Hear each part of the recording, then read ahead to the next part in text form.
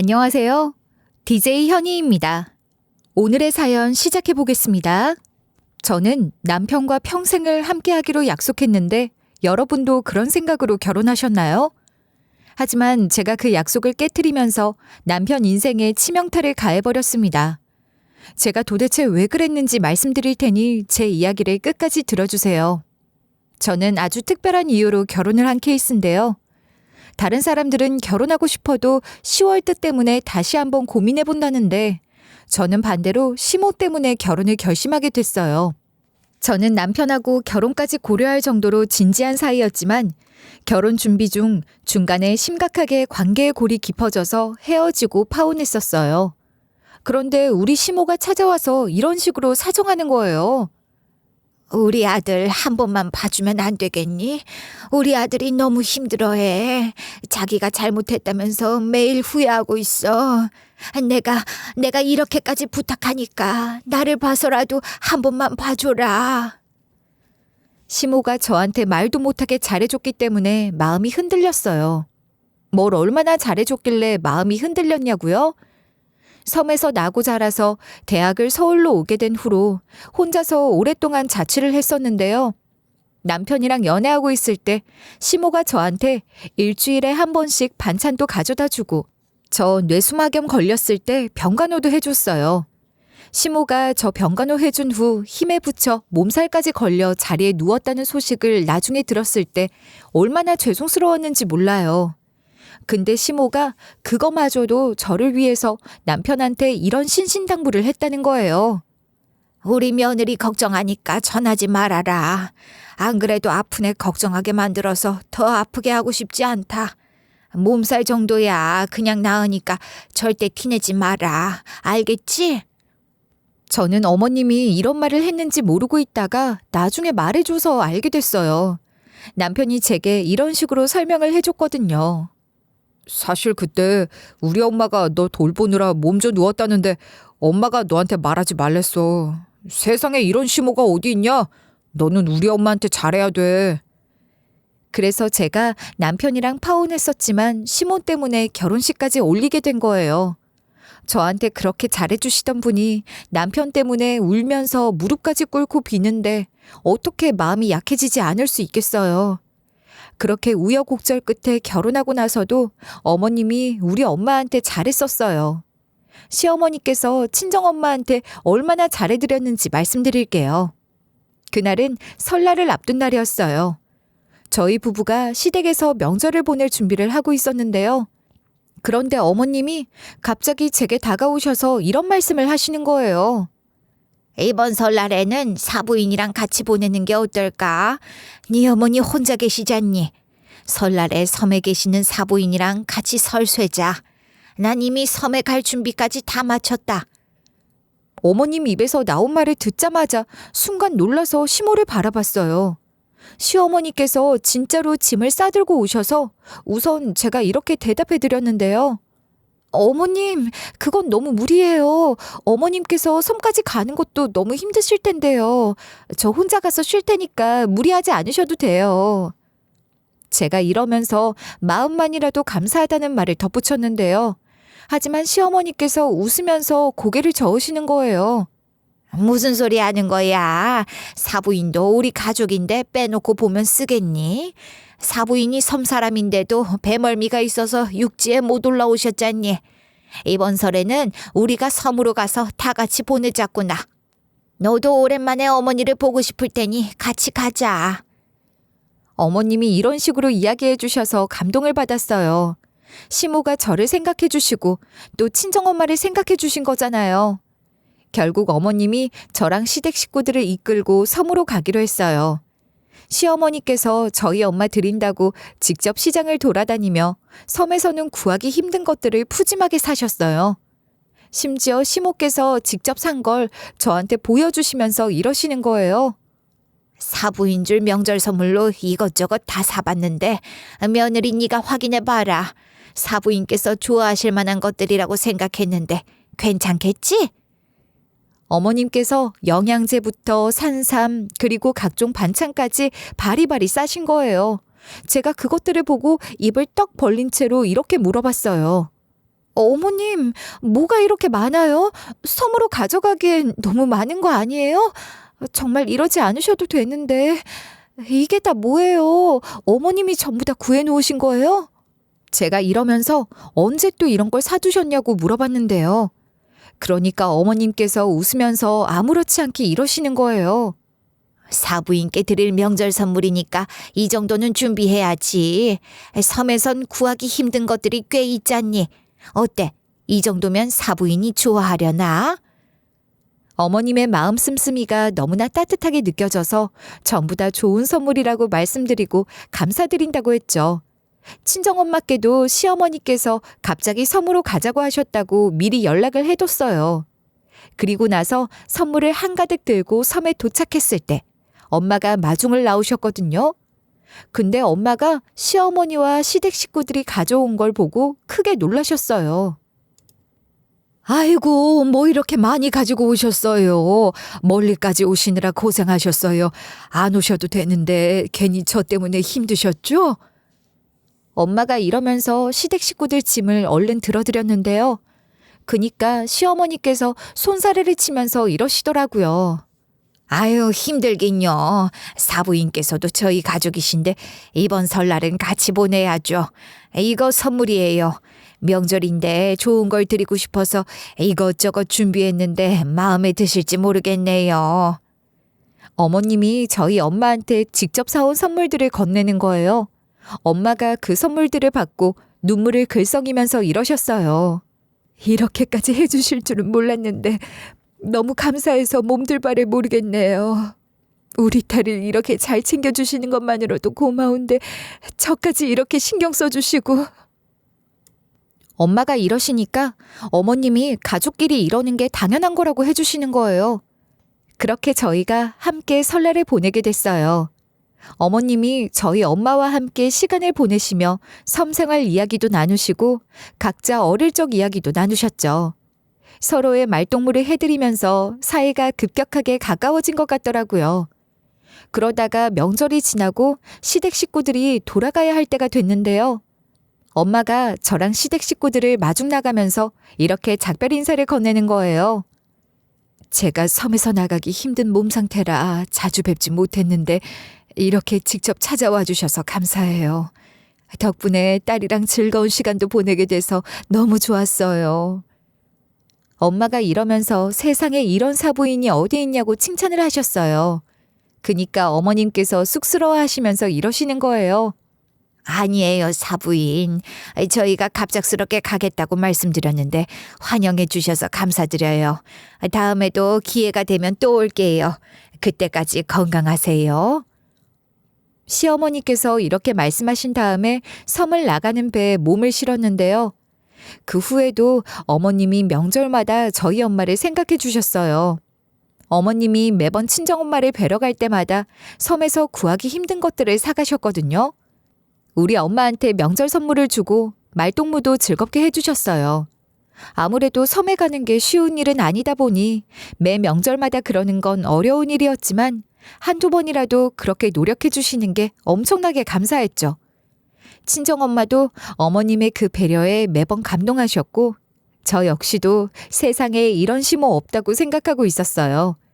이 모든 일들을 겪었으니 남편과의 갈등 때문에 관계가 파탄났어도 회복할 수 있었던 거예요. 그 당시에는 모든 것이 무너지는 것 같았지만 시어머니 덕분에 다시 재결합하게 되었고 지금은 너무나도 행복한 가정을 꾸리고 있었어요. 결혼 후에도 시모가 저를 살뜰히 챙겨주셨는데 아무래도 남편이랑 제가 떨어져 살고 있으니 더 챙겨주시는 것 같은 거예요. 남편이랑 제가 주말 부부였거든요. 울 남편은 공무원인데 세종으로 발령나서 세종시에 살고 저는 경기도에서 살고 있었어요. 우리 애는 시모가 유치원 끝나면 하원시켜주고 제가 퇴근할 때까지 시부모님이 봐주시곤 했는데요. 말이 주말 부부지 주말에도 남편이 바쁠 때가 많아서 한 달에 한 번 볼 때도 있었거든요. 그래서 예전보다 남편이랑 사이가 소홀해져 있었어요. 그런 거 있잖아요. 싸웠거나 꼴 보기 싫어하는 건 아닌데 자연스럽게 멀어지고 대면대면해진 느낌. 남편이랑 제가 딱 그런 느낌이었죠. 그래서 결혼 기념일날 깜짝 이벤트로 몰래 남편 집에 찾아간 거예요. 이런 깜짝 이벤트를 하면 결혼 생활에 색다른 활력을 줄 수 있을 것 같았거든요. 원래대로라면 결혼 기념일 날이 평일이라서 남편을 못 보는 날이었어요. 근데 제가 결혼 기념일 날 연차를 내고 그 전날에 칼퇴를 한 다음 남편 집까지 운전해서 간 거예요. 남편이 살고 있는 집 앞까지 다다랐는데 어떤 남녀가 팔짱을 끼고 걸어가고 있었어요. 자세히 보니 남편이랑 웬 외간 여자인 거예요.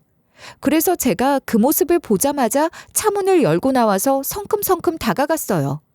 남편이 저를 보자마자 바로 경악을 하면서 외간 여자를 밀어내더라고요. 제가 그때 남편 보고 이렇게 윽박지르기 시작했는데요. 이 여자 누구야? 누구길래 이 시간에 팔짱을 끼고 있어? 당신 그동안 나 몰래 이런 짓 하고 다녔어? 우리 애들 두고 뭐 하는 짓이냐고?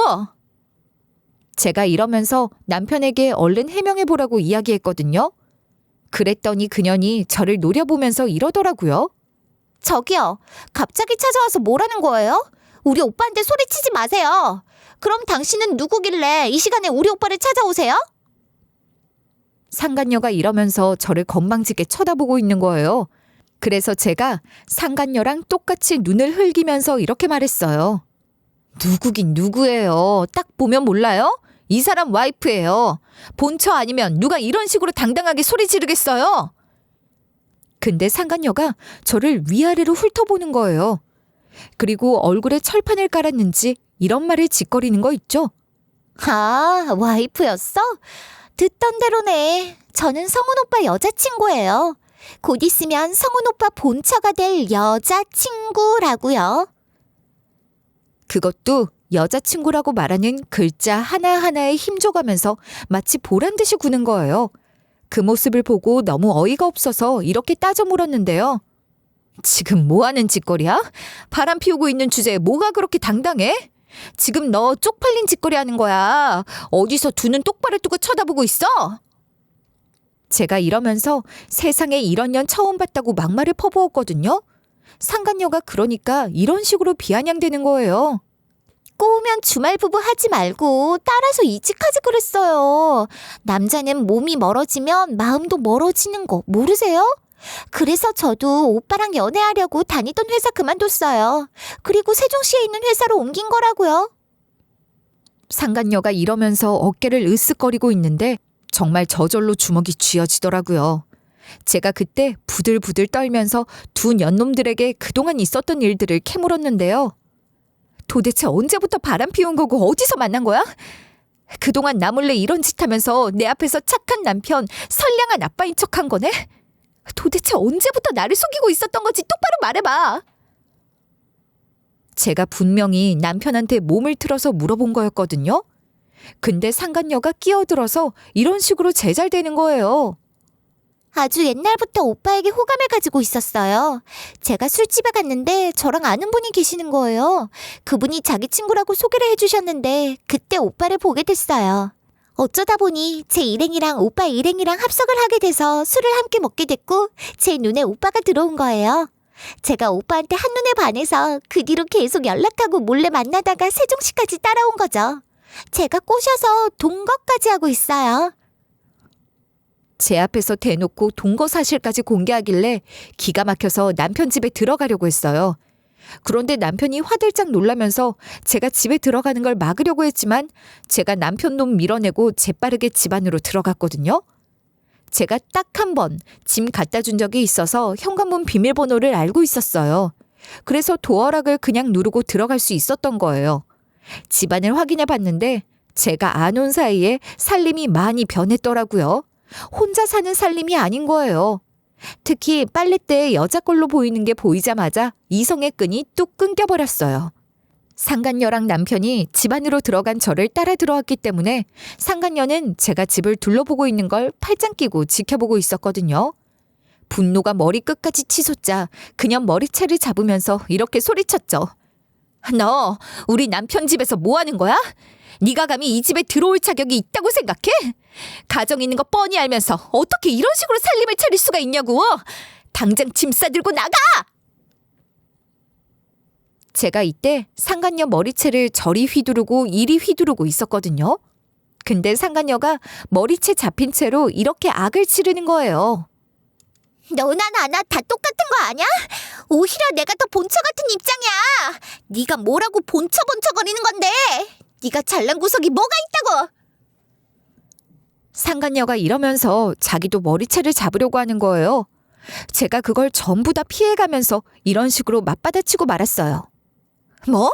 똑같다고? 네가 나랑 같다고? 착각하지 마. 넌 이 집에 발도 들이면 안 될 인간이야. 유부남이랑 바람 피우는 년이 뭐가 잘났다고 머리채를 잡으려고 하고 소리를 지르는 건데?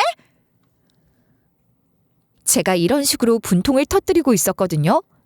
이때 상간녀가 미친년이라고 욕을 하길래 제가 이랬죠. 미친년은 너지 너. 넌 이 집이랑 내 남편이 네 것이라도 되는 줄 알아? 날 얼마나 우습게 보면 여기 들어와서 살고 있는 거냐고! 상간녀랑 제가 격렬하게 서로를 밀치면서 싸우기 시작했어요. 상간녀가 제 손을 떼어내려 애썼지만 제가 이런 식으로 막 윽박질렀는데요. 남의 집에서 뭐 하는 짓이야? 이런 배짱은 어디서 가지고 온 거냐고? 남편이 좀 흔들렸다고 여기 앉아서 안주인 노릇할 생각이었어? 제가 상간녀보다 힘이 세서 상간녀를 거의 휘두르고 있었거든요. 그러니까 상간녀가 고통스러워하면서도 제 말에 이렇게 반박하더라고요. 네가 뭘 한다고 그래? 네 남편이 너보다 날 더 원했어. 네가 얼마나 여자 같지 않으면 바람을 피우겠냐? 너보다 내가 더 나으니까 한눈 파는 거 아니야? 그 말을 들은 순간 더 이상 참을 수 없어서 상간녀를 벽 쪽으로 밀쳐버리며 고함을 질렀어요. 상간녀가 비틀거리며 저를 밀쳐내려고 했지만 저는 포기하지 않고 다시 상간녀를 잡았는데요. 그러면서 상간녀한테 이런 식으로 경고했던 것 같아요. 좋은 말 할 때 짐 싸서 나가라. 짐 죄다 집어던져서 쫓아내기 전에 당장 꺼져. 네가 계속 이렇게 고집 피우면 여기서 더 험한 꼴을 보게 될 거야. 제가 이러면서 한번 끝까지 가보자는 거냐고 막 언성을 높였어요. 그런데 상간녀가 제 손길에 엉망이 된 채로 이렇게 울먹거리는 거예요. 웃기지 마. 나갈 사람은 너야. 이 집주인은 나라고. 네가 뭔데 나보고 이래라 저래라야. 너보다 내가 먼저 오빠를 만났더라면 내가 본처였을 거라고. 상간녀가 말도 안 되는 주장을 하면서 개소리를 짓거리고 있는 거예요. 그래서 제가 상간녀 말을 비웃어 주면서 이런 식으로 일침을 날렸죠.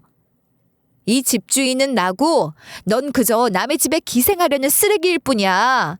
그러니까 네가 여기에 발을 들일 자격이 없다고. 그렇게 상간녀를 뿌리치고 간간히 이성을 되찾았거든요. 남편 놈이 찌질하게 잔뜩 겁먹은 채로 멀리서 지켜보고 있더라고요. 그래서 제가 그놈한테 이런 식으로 명령을 내렸어요. 좋은 말 할 때 전현이랑 정리해. 솔직히 마음 같아서는 너 같은 놈 갖다 버리고 싶은데 우리 애들 때문에 봐주는 거야. 제가 이렇게 우리 애들 이야기까지 꺼냈는데 남편한테는 부성애 같은 게 아예 없나 봐요. 남편 놈이 망설이지도 않고 이렇게 대꾸하는 거예요. 절대 못 헤어져. 우리 너무 사랑하는 사이야. 차라리 너랑 헤어지지. 내가 왜 이 사람이랑 헤어져야 하는데? 난 이 사람 없으면 못 사니까 우리 이혼하자. 남편이 이러면서 위자료랑 양육비도 제대로 주겠다고 하는 거예요. 그래서 제가 이렇게 말할 수밖에 없었어요. 나는 이혼 못해. 당신이 전 재산을 다 준다고 해도 이혼 못한다고. 당신이 우리 애들을 좀 생각해봐. 그래도 이혼하고 싶다고? 나 저 세상 갈 때까지 당신이랑 이혼 안 하고 버틸 테니까 그렇게 알고 있어. 남편 놈이 제 말을 듣고 사색이 되어가는 거예요. 제가 또 한다면 하는 사람이거든요. 남편도 제 성격을 잘 알고 있었기 때문에 이런 식으로 호소를 하기 시작했어요. 당신은 자존심도 없어? 나 같으면 이혼하겠다. 왜 이렇게 고집을 부리는 건데? 이 상태에서 계속 만나는 게 정말 애들을 위한 거라고 생각하는 거야? 남편 놈이 애들 교육에도 안 좋을 거라는 쌉소리를 하더라고요. 그래서 제가 헛웃음을 지으면서 이런 식으로 비꼬았어요. 자식들 앞에서 자존심이 어디 있어. 원래 부모란 이런 거야. 그리고 난 너 사랑해서 이러는 게 아니라 너랑 이혼하면 전현이랑 재혼할 게 뻔하고 그럼 네가 원하는 대로 되는 거나 다름없잖아? 누구 좋으라고 이혼해줘. 절대 안 해줄 거니까 네가 전현이랑 사이 정리할 생각이나 해. 빠른 시일 안에 안 헤어지면 어머님한테 말할 거야. 제가 이렇게 겁을 주니까 남편 놈이 안절부절 못하길래 그러든가 말든가 전부 다 무시하고 우리 집으로 올라오긴 했거든요. 그렇게 저는 남편하고 팽팽한 줄다리기 싸움을 하고 있었고 이 사실을 시모한테도 말 못하고 끙끙대고 있었어요. 남편은 당연히 지 엄마한테 당장 말하는 걸 무서워하는 것 같았죠. 시모한테 전부 다 말해버린다고 겁을 줬어도 우리 시어머니 충격받을까봐 말할 자신이 없는 거예요. 언젠가 말을 하긴 해야 하니까 타이밍을 재고 있었는데 시모가 갑자기 시댁으로 절 부르셨어요. 시댁에 가보니 시모가 충격적인 이야기를 고백하시는 거예요.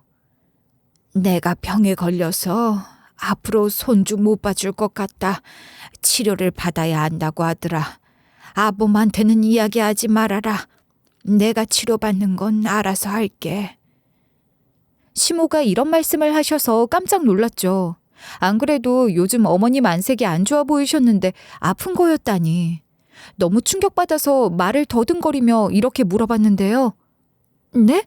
어머님, 그 정도로 아프시면 말씀을 하시지 그랬어요. 제가 어머님 얼굴이 요새 창백하다고 걱정해도 괜찮다고만 하시더니 도대체 무슨 병에 걸리신 거예요? 이런 식으로 여쭤보니까 어머님이 고개를 푹 떨구시는 거예요. 그리고 너무 안 좋은 목소리로 이런 말씀을 하시는 거 있죠? 관상동맥 질환에 걸렸다고 하더라. 관상동맥 질환이 심근경색으로 이어질 수 있는 위험한 병이래.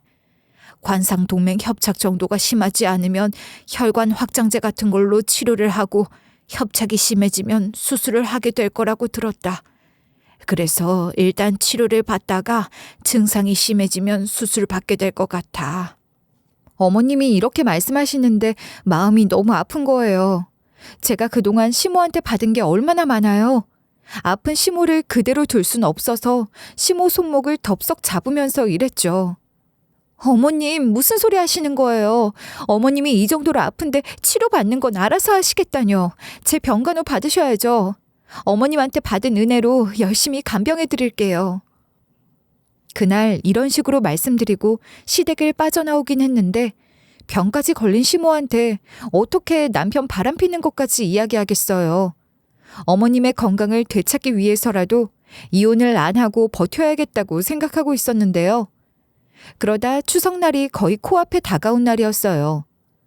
저는 당연히 남편이랑 제가 사이가 좋지 않으니 따로 올라가려고 했죠. 그런데 남편한테 전화가 와서 받아봤더니 이런 소리를 씨부리는 거예요. 설마 우리가 그렇게 치고받고 했는데 집에 같이 갈 건 아니지? 내가 알아서 갈 테니까 너도 알아서 가. 추석날에 부모님 집에서 보자. 아니, 누가 같이 가달라고 했냐고요. 어이가 없었지만 추석날이 돼서 저랑 애들이랑 우선 시댁으로 가게 됐어요. 그런데 첫째가 저를 올려다보면서 이렇게 묻는 거예요. 엄마, 아빠는 같이 안 가? 아빠가 요즘 바쁘다고 집에 아예 안 오는데 추석에도 일한대? 아빠도 같이 가면 좋겠다. 첫째가 이러는데 너무 안쓰럽고 안타까운 거예요. 그렇지만 티내지는 않고 애써 웃으면서 이렇게 둘러댔어요. 아빠는 바빠서 따로 올 거야. 우리가 먼저 가서 기다리고 있자. 할머니 집에 가 있으면 아빠가 와서 평소처럼 놀아줄 거야. 이런 식으로 애들을 달래면서 시댁에 갔거든요. 시댁에 딱 들어갔는데 신발장에 여자 구두가 보이는 거예요. 어머님이 절대 안 신을 것 같은 구두가 있길래 설마 하는 생각이 들더라고요. 그래서 얼른 안으로 들어갔는데 이 미친 것이 시댁에 상간녀를 데리고 와서 이렇게 소개하고 있는 거예요. 나 와이프랑 이혼하고 이 사람이랑 재혼할 거야. 이제 이 사람이 새 며느리니까 잘해줘. 지금 와이프보다 엄마랑 아빠한테 100배는 더 효도할걸? 남편이 저 들으라는 듯 이러는 거 보고 순식간에 화가 확 솟구치는 거예요. 그래서 제가 남편한테 격분하면서 이렇게 길길이 날뛰었어요. 정신 나간 것도 아니고 명절 자리에 저런 것을 데리고 와? 당신은 어머님이랑 아버님께 부끄럽지도 않아? 당신이 이러면 우리 애들이 부모 취급 안 할 거라는 생각은 안 하는 거야? 제가 이러면서 우리 애들은 무슨 죄냐고 했거든요. 그러니까 이 남편 놈이 이런 막말을 내뱉는 거예요. 그럼 그만 좀 버티고 도망이라도 가던가. 아님 이혼 도장이라도 좀 찍어주든가. 내가 오죽하면 이랬겠냐? 어서 도장 찍으라고, 이 지긋지긋한 여편네야. 남편이 이러니까 당연히 추석날 시댁 식구들이 난리가 났죠. 전 순간 분노가 치밀어 올라서 오냐 하고 도장을 찍어줬어요. 그러자 남편이 이런 식으로 뻔뻔하게 이야기하는 거예요. 잘 생각했다. 이렇게 이혼해 줄 거면서 말이 너무 많더라. 당신이 진작에 나 놔주면 이런 일 없었을 거 아니야. 양육권은 당신이 가져가. 대신 다달이 양육비 보내줄게. 남편이 이러면서 상간녀랑 낄낄거리고 있는 거예요. 그래서 제가 상간녀를 똑바로 바라보면서 이렇게 말해버렸어요. 근데 너는 네 남친에 대해 다 알고 결혼하는 거긴 하지? 네 남친한테 늦둥이 동생이 있다는 거 알고 있어? 나중에 알고 후회나 하지 말아라. 제가 이러면서 남편에 대해 어디까지 알고 있냐고 물어봤거든요. 그러니까 상간녀가 의기양양한 얼굴로 이런 식으로 대답하더라고요. 당연히 알죠. 제가 그쪽보다 오빠에 대해 잘 알고 있을걸요? 오빠한테 어린 남동생이 있다는 거 알아요. 어머님 늦둥이 아들이라면서요? 상간녀 이것이 정말 아무것도 모르고 있더라고요. 예상했던 반응이라 제가 코웃음을 치면서 전부 다 발설해버렸어요. 뭘 알고 있긴 뭘 알고 있다는 거야. 어이가 없네. 사실 남편 늦둥이 남동생 말이야. 시부모님의 아이가 아니고 남편 아들이야. 호적만 시댁 아이로 올라가 있는 거라고. 제가 이렇게 폭로를 해버리니까 상간녀랑 남편 얼굴이 새하얗게 질리더라고요. 여러분도 제가 이 사실을 어떻게 알고 있는지 궁금하시죠? 제가 남편이랑 결혼하기 전에 파혼했다가 다시 재결합했다고 했잖아요. 그 이유가 바로 남편의 숨겨진 아들을 알게 돼서였어요. 제가 남편의 숨겨진 아들을 어떻게 알게 됐는지 이야기해 드릴게요. 그 당시에 전 남편이랑 결혼 준비 중이었어요. 그때 남편이랑 같이 드레스를 입어보러 갔는데 남편이 자꾸만 자리를 비우고 전화를 받고 있는 거예요. 얼른 드레스를 골라야 하는데 남편이 계속 그러니까 답답한 마음에 이런 식으로 물어봤었죠. 아니, 왜 자꾸 전화가 오는 거야? 오늘 연차 낸 거 아니었어? 우리가 결혼 준비하느라 연차 낸 거 뻔히 알면서도 그래? 제가 이렇게 따지니까 남편이 진땀을 흘리는 거예요. 그리고 저한테 이런 식으로 변명을 늘어놓긴 했거든요. 기관장님이 출근했는데 갑자기 뭐를 시켜서 그래. 나도 짜증나 죽겠다. 내가 얼른 일 처리할 테니까 좀만 기다려줘. 남편한테 전화가 오지 않았을 때 드레스를 대충 고르고 나오긴 했는데 남편이 계속 심각한 표정으로 핸드폰을 보더라고요. 그러다가 남편이 턱시도를 입어야 할 때가 왔어요. 그런데 드레스랑 턱시도 피팅해 주시는 분들이 이렇게 독촉하시는 거예요. 고객님, 죄송하지만 시간이 얼마 안 남았습니다. 이제 신랑분 들어가셔서 얼른 입어보셔야 할 것 같네요. 뒤에 예약한 손님이 계셔서 그런데 조금만 더 서둘러 주실 수 있나요? 직원이 이런 식으로 재촉을 하니까 남편이 빨리 들어간다고 핸드폰을 두고 갔는데요. 바로 그때 시모한테 전화가 왔길래 제가 받았거든요. 제가 여보세요 라고 말하기도 전에 어머님이 잔뜩 흥분한 채로 이런 말을 하는 거 있죠? 내가 너를 위해서 거짓말까지 했는데 이럴 거냐? 우리 막둥이라고 호적에 올려놓고 며느리랑 사돈까지 속이고 있는데 이럴 거냐고. 이게 네 애지 내 애야? 그 말을 듣자마자 시부모님 사이에서 나온 막둥이가 떠올랐어요. 그래서 제가 남편이 턱시도를 입고 나오자마자 핸드폰을 들이밀며 소리쳤죠. 어머님이 방금 너한테 애가 있다고 하셨는데 이게 어떻게 된 일이야? 당신 나 말고 다른 여자랑 만나고 있었어? 그게 아니면 유부남인 거야? 나랑 하는 게 재혼인 거야? 이런 식으로 악을 지르니까 남편 얼굴이 확 굳어지는 거예요. 그래서 제가 이렇게 남편 보고 대답 좀 해보라고 윽박 지르고 있었는데요. 내가 지금 당신한테 묻고 있잖아. 무슨 말이라도 좀 해봐. 설마 당신 애 있었는데 시부모님 애라고 구라친 거야? 늦둥이 남동생이 사실 당신 애였냐고. 제가 이러는데 남편이 끝까지 아무 말도 하지 못했어요. 제가 중간에 전화 설정을 스피커폰으로 해놔서 시모가 이렇게 말하는 목소리가 다 들리더라고요. 설마 지원이냐? 예비 며느리가 다 들어버린 거야? 아이고 세상에, 난 우라들인 줄 알고, 우라들이 받은 거인 줄 알고 전부 다 말해버렸다. 정적 속에 어머님이 이러시는 목소리가 울려 퍼졌거든요. 결국 남편 입에서 이런 소리가 툭 튀어나오는 거예요. 자기야, 미안해. 내가 일부러 숨기려고 했던 건 아니야. 당신 말고 다른 여자가 있는 건 아니고 애만 있는 거라고.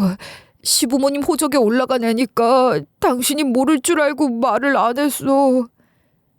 남편 변명이 고작 이런 거니까 이 결혼 못 하겠더라고요.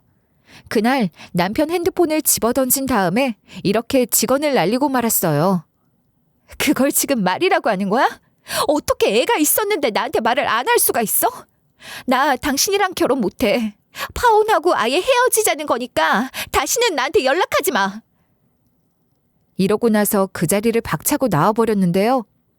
시부모님이 나이가 있는데 늦둥이를 가졌다는 말을 어떻게 믿을 수가 있었냐고요? 시부모님이 많이 어리신 편이라서 시모가 늦둥이 가졌다고 했을 때도 저도 그렇고 친정 식구들도 그렇고 별 의심을 안 했어요. 남편이 현재 기준으로 42살이거든요. 남편이 27살 때 사생아를 가져서 사생아 아들 나이가 15살이 되었어요. 우리 첫째애는 36살에 낳아서 5살인데요. 나이가 이랬으니 저랑 친정 식구들이 모를 만도 하지 않았나요? 저도 뒤늦게 그 사실을 알고 헤어졌지만 시모가 친정집을 찾아온 거예요. 인터폰을 확인해 봤는데 시모가 있는 걸 보고 기분이 확 상하고 말았어요. 그래서 문을 열어주면서 이렇게 날을 세웠는데요. 헤어진 이유도 아실 텐데 무슨 일로 오셨어요? 저 재회할 생각 없으니까 돌아가세요. 어머님이랑 대화도 하고 싶지 않아요. 제가 이런 말로 내쫓으려고 했는데 어머님이 끝까지 안 가시는 거예요. 게다가 시모가 무릎 꿇은 채로 이런 말을 하면서 비셨어요. 너한테 절대 폐 안 끼치고 우리가 잘 키울 거다. 그냥 나는 저 애가 손주가 아니라 내 아들이라고 생각하고 있거든. 그러니 내 아들이랑 다시 시작하면 안 되겠냐? 우리 아들이 너랑 헤어지고 폐인처럼 살고 있어. 어머님이 이러니까 시모랑 워낙 사이가 좋았던 터라 마음이 약해졌어요. 시모한테 받은 은혜가 많았기 때문에 결국 남편이랑 재결합하고 결혼까지 하게 된 거예요. 근데 상간녀는 이런 사실들을 모르고 우리 남편이랑 바람을 피운 거잖아요. 여기에 플러스로 시모가 아픈 사실까지 상간녀한테 이렇게 밝혀버렸어요. 그동안 어머님이 남편의 사생아 아들을 봐주는 게 가능했지만 이제 어머님이 아픈데 저 아이를 봐줄 수 있겠어? 아버님이 챙기겠다고 했지만 결국에는 너도 신경은 써야 할 거 아냐. 청소년 시기면 사춘기고 남자애라 손 많이 가니 네가 잘 케어해줘야겠네? 상간녀가 제 폭로를 듣자마자 남편한테 이게 다 무슨 소리냐고 하면서 길길이 날뛰었어요. 그런데 남편은 저한테 이런 식으로 목소리를 높이고 있더라고요. 저것이 우리 집안 다 망신시켰다. 그걸 말하면 어떡해. 내가 그 사실은 아직 공개하지 않았단 말이야. 나중에 말하려고 했다고. 남편이 이러면서 제 쪽으로 달려들려고 하는 거예요. 하지만 시부가 먼저 남편 머리를 세게 치면서 엄청 뭐라고 하셨어요. 네가 뭘 잘했다고 며느리한테 달려들어? 집안 망신은 네가 시킨 거지. 이게 진짜로 내 아들이라는 게 정말 나 부끄럽다. 동네 창피해서 얼굴을 못 들고 다니게 생겼어. 상간녀는 자기도 떳떳한 처지 아니면서 비련의 여주인공 마냥 눈물을 흘리고 있더라고요.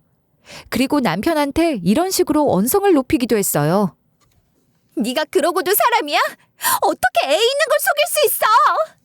애 있는데 말 안 하고 혼인신고만 해도 사기 결혼인 거 몰라? 상간녀가 이러면서 남편 머리채를 잡아뜯고 난동을 부리는 거예요. 그래서 제가 남편한테 이런 식으로 발악을 했죠. 나 이제 아픈 시모 모실 생각도 없고 네 애 새끼도 키우기 싫어. 내가 아무리 시부모님을 존경하고 좋아한다고 해도 너 같은 것을 위해 순순히 어머님을 모시겠어? 내가 미쳤냐고! 그러자 상간녀가 막 도망을 가려고 하는 거예요. 남편이 붙잡으니까 상간녀가 막 뿌리치면서 이렇게 소리쳤어요. 야, 이거 나! 내가 미쳤어? 아픈 노모 모시고 네 애 새끼까지 키우게? 나를 종으로 들이려고 한 거 아니야? 이 양심도 없는 미친놈! 상간녀가 이렇게 말하고 개거품을 물며 기절했어요. 남편이 서둘러 상간녀를 병원으로 데려가더니 그 뒤로 돌아오지도 않고 연락도 안 되더라고요. 하지만 제가 두 년놈들을 도망가게 놔둘 것 같아요. 상간녀 회사를 바로 찾아갔죠. 제가 상간녀 회사는 어떻게 알고 찾아갔냐고요? 남편이 SNS를 하는데 사진을 자주 올리거든요. 그래서 제가 남편이 사진 올릴 때마다 좋아요도 눌러주고 댓글도 달아주고 그랬어요. 남편이 또 친구가 많아서 좋아요도 많이 달리고 댓글도 많이 달리는 거예요. 제가 서프라이즈로 갑자기 남편 집을 찾아갔을 때 상간녀 얼굴도 한번 봤으니까 혹시나 하는 마음에 댓글을 쭉 살펴봤어요.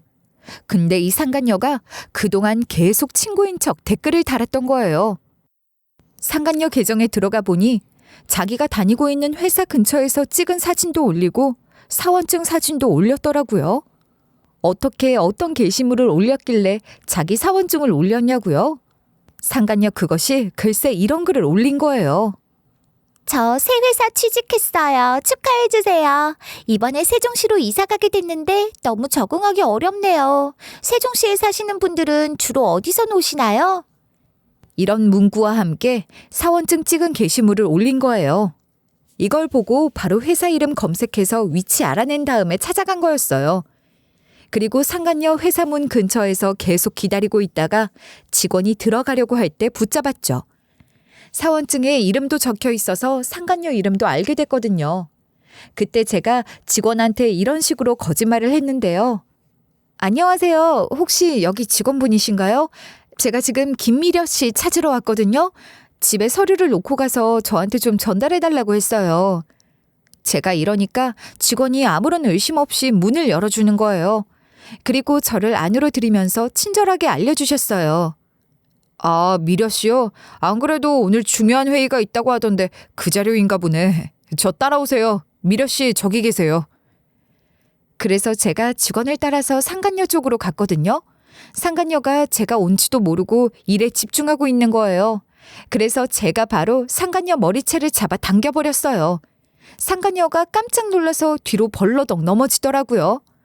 제가 그러자마자 바로 멱살 잡은 채로 이렇게 소리를 질러버렸는데요. 이 년이 누군지 아세요? 우리 남편이랑 바람난 년이에요. 가정 파탄낸 년이라고요.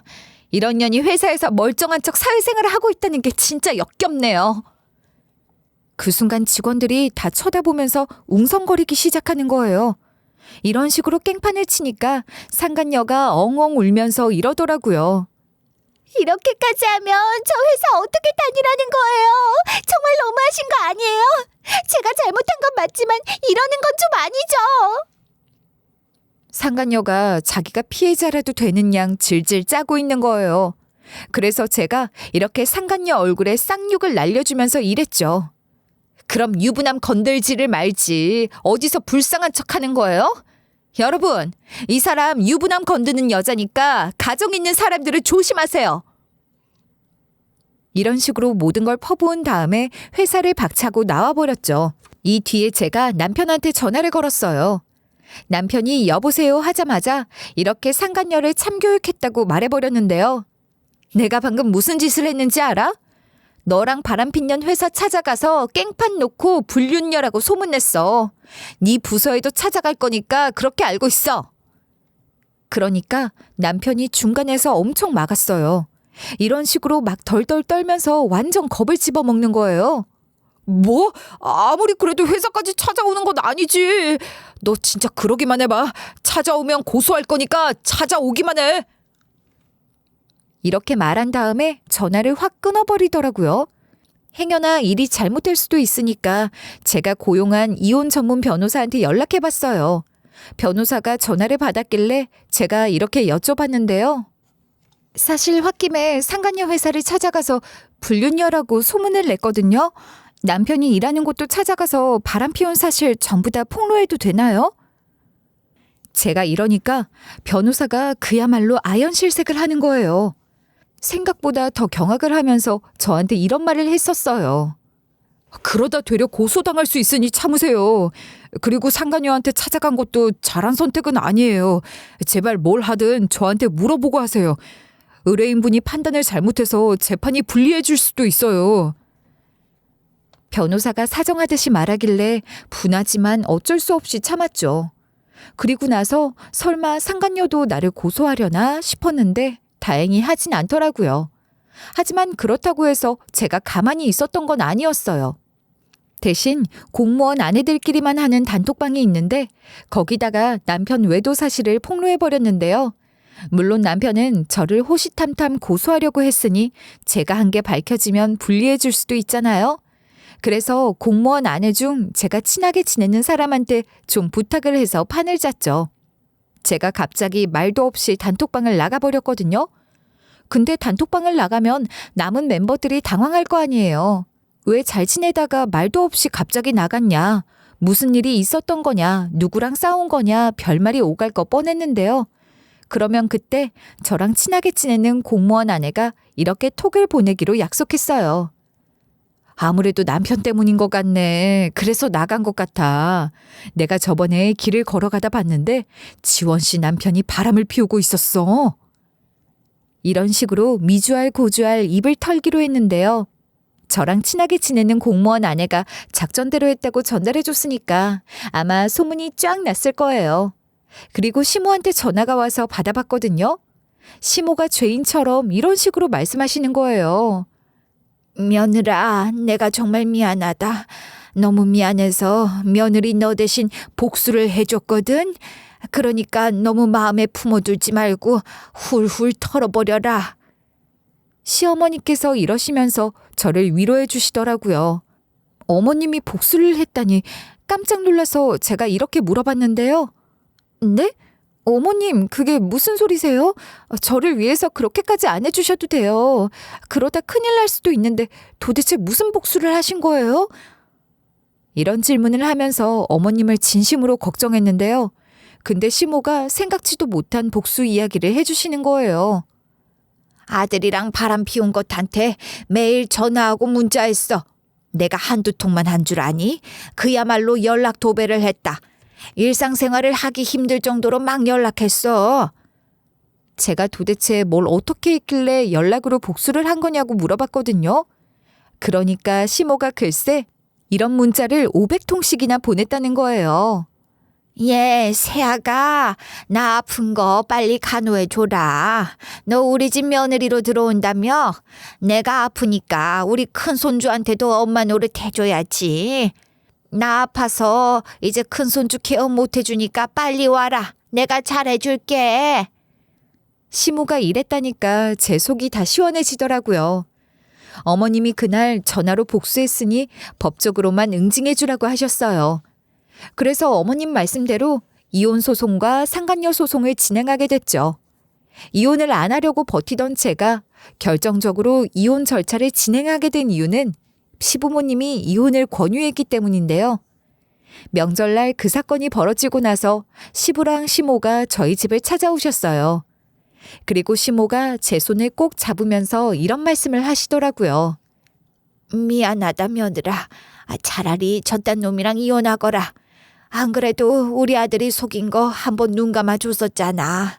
근데 이제 더는 눈 감아주지 마. 그리고 이혼해서 저놈이 양육비 안 주면 우리라도 줄게. 너한테 면목이 없어서 더 이상 같이 살라고도 못하겠다. 어머님이 이러시니까 아버님도 비슷한 말로 제게 사과하시는 거예요.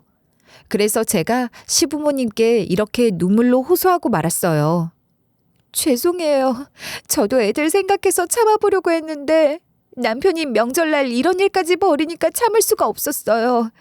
그것도 우리 애들 앞에서 저랑 이혼하고 새 여자랑 재혼할 거라는 말을 듣고 가만히 있을 수가 없어서 일이 이렇게 됐네요.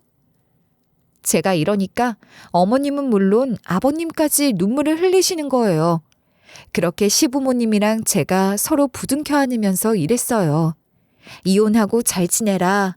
저 없어도 잘 지내세요. 아버님, 어머님. 등등 여러 말을 나누고 슬픈 이별을 결심한 채로 이혼 소송을 건 거예요. 결국 저는 이혼 소송과 상간녀 소송에서 승소하게 됐어요. 남편이랑은 재산 분할을 받은 다음에 위자료랑 양육비를 받게 됐고 상간녀한테는 위자료를 받게 됐는데요.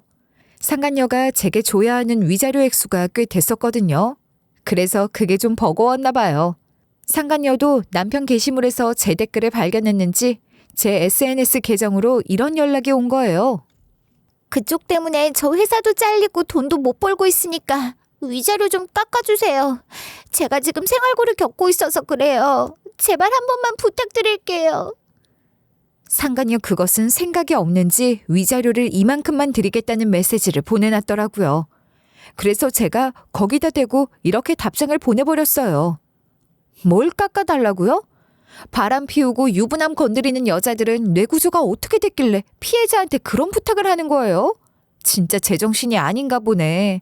그때 머리채 잡히고 멱살 잡힌 게 부족했어요? 머리털 뽑히기 싫으면 위자료 좋게 낼 생각이나 하세요. 제가 이렇게 차갑게 답장을 보내놨거든요. 이 뒤로 상간녀가 이런 식으로 말도 안 되는 말들로 사정하는 거예요. 죄송해요. 진짜 죄송한데 제발 좀 도와주세요. 제가 얼마나 힘들었으면 이렇게 연락해서 말씀드리겠어요. 제 입장 좀 생각해 주세요. 이 문자를 보니 더 이상 상종할 필요가 없을 것 같아서 그 메시지를 무시하고 우리 애들이랑 잘 살고 있었는데요. 하지만 5살짜리 큰아들이 이런 이야기를 한 적이 있었어요. 엄마, 아빠 언제 와? 왜 아빠 안 오는 거야? 저번에 할머니 집에 갔을 때 아빠가 데려온 아줌마 때문에 그래? 아빠 만나러 가자. 가서 이야기해보자. 첫째가 이러면서 제 옷자락을 자꾸 잡아당기는 거예요. 어떻게 말하면 좋을까 고민하다가 아들에게 이렇게 말해놨어요. 아유, 그런 거 아니야. 우리 아들이 어른들이 대화하는 걸 잘못 들은 것 같네. 그 아줌마는 그냥 아빠 친구야. 아빠 당분간 바빠서 못 보게 됐으니까 좀 참자. 제가 이러니까 첫째가 나름대로 납득을 한 것 같더라고요. 지금은 아이들이 어려서 왜 아빠랑 헤어졌는지 말하기 어렵겠지만 나중에 차차 아이들에게 알려줄 생각이에요. 이렇게 이혼하고 나서 아이들한테 어떻게 해야 할지 나름 감을 잡고 있는데 전 시부한테 연락이 온 거예요. 그래서 전화를 받아보니까 전 시모께서 수술을 받으셨대요. 그동안의 정 때문에 병문안이라도 가려고 어디 병원에 입원하셨냐고 물어봤죠. 그러니까 전 시부가 이런 식으로 단칼에 거절하셨어요. 이미 퇴원했으니까 오지 말아라. 그냥 우리 와이프가 수술해서 상태가 많이 괜찮아졌으니 걱정하지 말라고. 네 인생 살라고 이야기해주고 싶어서 전화한 거야. 이혼하던 순간까지도 우리 손을 꼭 잡고 걱정하던 모습이 눈앞에 아른아른거려서 말해주고 싶었어. 번호도 차단할 거니까 이제 우리 집 식구들은 전부 다 잊어라. 전 시부가 이렇게 말씀하시고 전화를 끊으셔서 가슴이 아팠어요. 그 뒤로 연락해봤더니 진짜로 차단하셨더라고요. 하지만 번호만 차단되었을 뿐 매달 무명이라는 이름으로 제 통장에 돈이 들어오곤 했는데 저는 그게 전 시부모님이라는 걸 알고 있어요. 그래서 이제 전 시부모님 말씀대로 전 남편을 포함한 이전 시댁 식구들을 전부 다 잊은 다음에 저랑 제 자식들만 챙기고 있는데요. 그러다 보니 이렇게 사연글을 보내게 된 거예요. 결혼 생활을 하다가 위기가 찾아오면 잠시 스칠 사람은 헤어지고 평생 함께 갈 사람은 헤쳐나가게 된다고 하잖아요. 전 남편은 제 인생에서 잠시 스쳐 지나갈 사람이니 일이 된 거겠죠. 그러니 여러분도 잠시 스쳐 지나갈 사람한테 연연하지 말고 이혼 생각이 들 때 꼭 이혼하시길 바랄게요.